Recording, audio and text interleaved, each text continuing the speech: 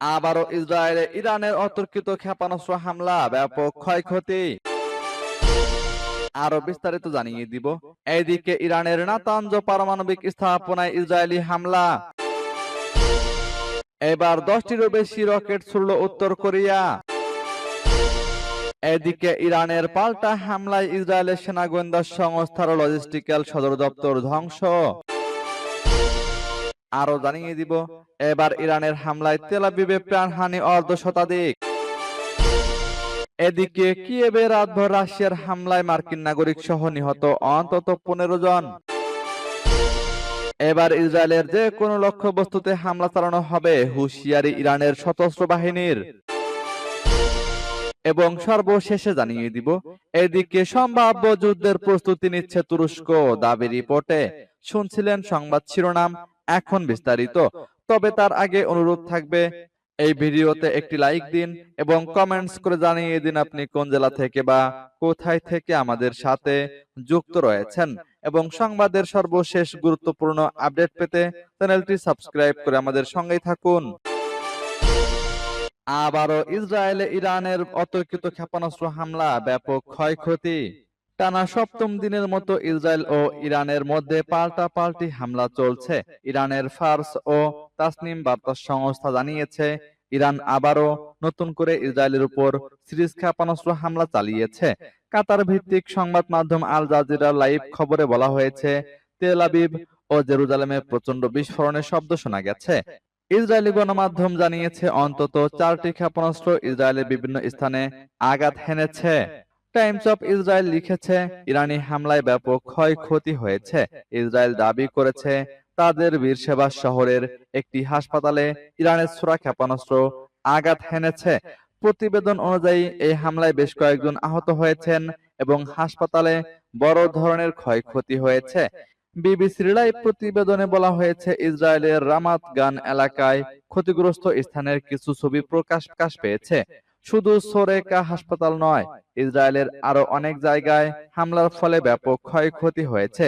Al Jazeera তাদের live প্রতিবেদনে সর্বশেষ জানিয়েছে, ইরানের এই হামলায় ইসরায়েলে অন্তত 30 জন আহত হয়েছে।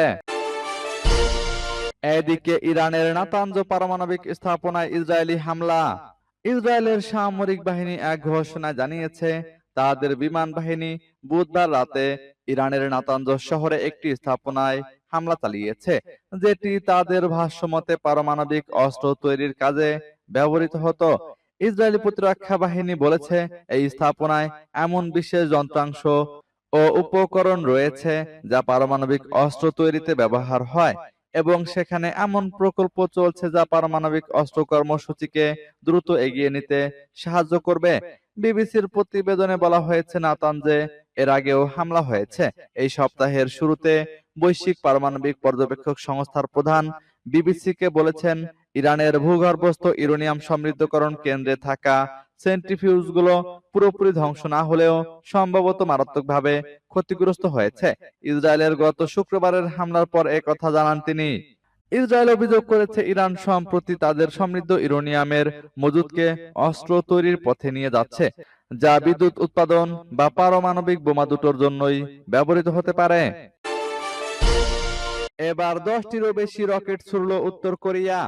ইরান ইসরায়েল সংঘাতের মধ্যে উত্তর কোরিয়া 10টিরও বেশি রকেট নিক্ষেপ করেছে বলে জানিয়েছে দক্ষিণ কোরিয়ার সামরিক বাহিনী। বৃহস্পতিবার সকালে সুনান থেকে রাজধানী পিয়ংইয়ং এর কাছে এই রকেটগুলো ছোড়া হয়। তাৎক্ষণিকভাবে এ বিষয়ে বিস্তারিত তথ্য জানায়নি দক্ষিণ কোরিয়া। উত্তর কোরিয়ার সামরিক বাহিনী যেসব অস্ত্র ব্যবহার করে সেগুলো সাধারণত দক্ষিণ কোরিয়া স্বল্পপাল্লার ব্যালিস্টিক ক্ষেপণাস্ত্র হিসেবে শ্রেণীবদ্ধ করে। জাতিসংঘের নিরাপত্তা পরিষদের প্রস্তাব অনুসারে উত্তর কোরিয়ার ব্যালিস্টিক ক্ষেপণাস্ত্র ব্যবহার নিষিদ্ধ, তবে এই নিষেধাজ্ঞার তোয়াক্কা করেনি উত্তর কোরিয়া। এদিকে ইরান ইসরায়েল সংঘাত নিয়ে মুখ খুলেছে দেশটি। বৃহস্পতিবার উত্তর কোরিয়া ইসরায়েলকে মধ্যপ্রাচ্যের শান্তির জন্য ক্যান্সার বলে নিন্দা জানায়। মিত্র ইরানের উপর হামলার তীব্র সমালোচনা করে এবং মার্কিন যুক্তরাষ্ট্রের বিরুদ্ধে যুদ্ধের আগুন উস্কে দেওয়ার অভিযোগ আনে। সূত্র রয়টার্সের। এদিকে ইরানের পাল্টা হামলায় ইসরায়েলের সেনা গোয়েন্দা সংস্থার লজিস্টিক্যাল সদর দপ্তর ধ্বংস।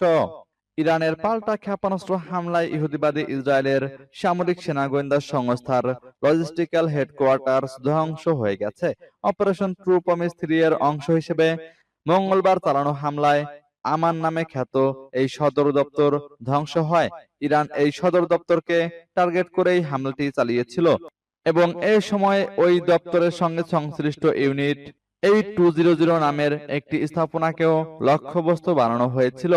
ইরানের ইসলামী বিপ্লবী গার্ড বাহিনী বা আইআরজিসি মঙ্গলবার এক বিবৃতিতে এ বিষয়টি নিশ্চিত করেছে যে ইসরায়েলের রাজধানী তেল আবিবের নিকটবর্তী গিলিলড সামরিক ঘাঁটির ভেতরে অবস্থিত সেনা গোয়েন্দা দপ্তর ইউনিট 8200 এর উপর সফলভাবে আঘাত আনা হয়। আইআরজিসি এক বিবৃতিতে বলেছে, ইসরায়েলি গোয়েন্দা সংস্থা মোসাদের সঙ্গে সংশ্লিষ্ট ইউনিট 8200 ক্ষেপণাস্ত্রের আঘাতে সৃষ্টি আগুনে ভস্মীভূত হয়েছে।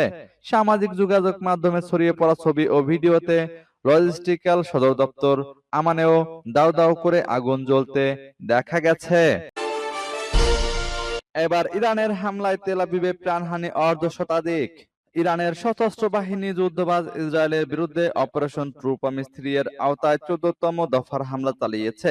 এই হামলায় একগুচ্ছ কৌশলগত ক্ষেপণাস্ত্র ও আত্মঘাতী ড্রোন ব্যবহার করা হয়েছে।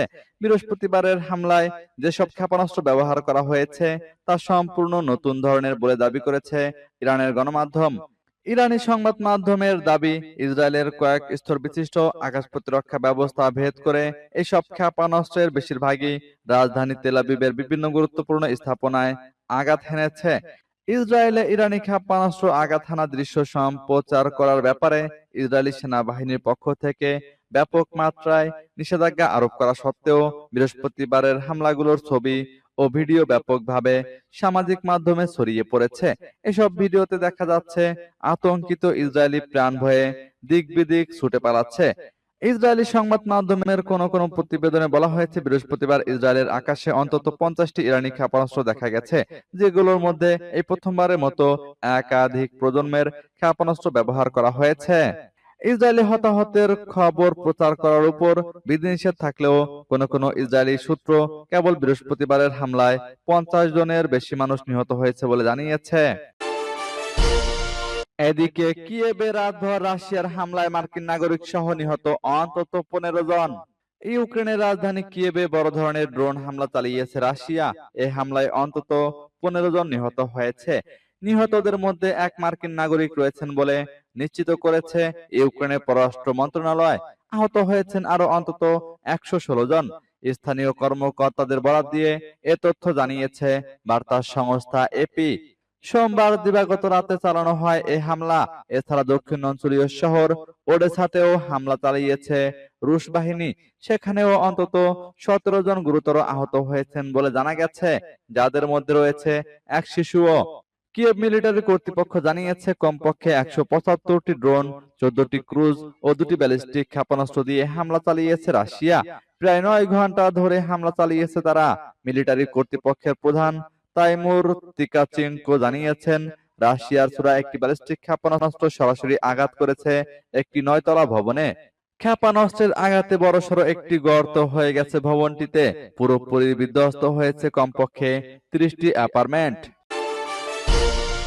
এবার ইসরায়েলের যে কোনো লক্ষ্যবস্তুতে হামলা চালানো হবে, হুঁশিয়ারি ইরানের সশস্ত্র বাহিনীর। প্রায় এক সপ্তাহ ধরে ইরানের বিরুদ্ধে আগ্রাসন অব্যাহত থাকায় ইসরায়েলের উপর আরো কঠোর আক্রমণের হুঁশিয়ারি দিয়েছেন ইরানের সশস্ত্র বাহিনীর চিফ অব স্টাফের chairman major general Abdur Rahim Mousavi. বৃহস্পতিবার শীর্ষ সামরিক কর্মকর্তা বলেন, আল্লাহর সাহায্যে আমরা আক্রমণকারী ইহুদিবাদী সরকারের যে কোনো লক্ষ্যবস্তুতে ক্রমাগত আক্রমণ করব। আমরা আমাদের সামনে কোনো সীমাবদ্ধতা দেখতে পাচ্ছি না। মেহের নিউজ এজেন্সি জানিয়েছে, ইরানের ইসলামিক রেভলিউশনারি গার্ডস কর্পসের অ্যারোস্পেস ফোর্সের একটি ঘাঁটি পরিদর্শন করার সময় মুসাবি এই মন্তব্য করেন। তিনি ঘাঁটিতে থাকা বাহিনীর উচ্চ মনোবল এবং পুরনো প্রস্তুতির প্রশংসা করেন। ইরানের বিরুদ্ধে ইসরায়েলি সরকারের আগ্রাসনের জবাবে গত কয়েকদিন ধরে ইসরায়েলি লক্ষ্যবস্তুতে নির্মূল ও ধ্বংসাত্মক হামলা চালানোর জন্য তিনি আইআরজিসির মহাকাশ বাহিনীর প্রশংসা করেন। এর আগে বুধবার রাতে আইআরজিসি এক বিবৃতিতে বলেছে, সশস্ত্র বাহিনী ইসরায়েলের লক্ষ্যবস্তুতে একটি নতুন ধরনের শক্তিশালী ক্ষেপণাস্ত্র নিক্ষেপ করেছে। এতে বলা হয়েছে, ক্ষেপণাস্ত্রগুলো শেতজিল মডেলের একটি শক্তিশালী অস্ত্র, যা দ্বি-পর্যায়ের, দীর্ঘ দূরত্বের এবং অতি ভারী। এদিকে সম্ভাব্য যুদ্ধের প্রস্তুতি নিচ্ছে তুরস্ক। ইরানের সঙ্গে ইসরায়েলের চলমান সংঘাতের মাঝে সম্ভাব্য যুদ্ধ পরিস্থিতির জন্য প্রস্তুতি নিতে শুরু করেছে তুরস্ক। সম্ভাব্য যুদ্ধ প্রস্তুতিকে সর্বোচ্চ পর্যায়ে রাখাই এর লক্ষ্য বলে বৃহস্পতিবার দেশটির প্রতিরক্ষা মন্ত্রণালয়ের এক কর্মকর্তা জানিয়েছেন। ব্রিটিশ বার্তা সংস্থা রয়টার্সের প্রতিবেদনে বলা হয়েছে, ইরান ইসরায়েল সংঘাত চলায় ইরানের সঙ্গে নিজেদের সীমান্তে নিরাপত্তা ব্যবস্থা জোরদার করেছে তুরস্ক। তুরস্কের প্রতিরক্ষা মন্ত্রণালয়ের এক সূত্র রয়টার্সকে এই তথ্য জানিয়েছেন। তবে তিনি বলেছেন, ইরান থেকে তুরস্কে এখন পর্যন্ত কোনো অনিয়মিত অভিবাসনের ঢল দেখা যায়নি। নাম প্রকাশ না করার শর্তে ওই সূত্র বলেন, দেশে তৈরি রাডার ও অস্ত্র ব্যবস্থা ব্যবহার করে বহু স্তর বিশিষ্ট সমন্বিত আকাশ এবং ক্ষেপণাস্ত্র প্রতিরক্ষা ব্যবস্থা উন্নয়নের কাজ চালিয়ে যাচ্ছে তুরস্ক। সম্ভাব্য যুদ্ধ প্রস্তুতিকে সর্বোচ্চ পর্যায়ে রাখাই এর লক্ষ্য।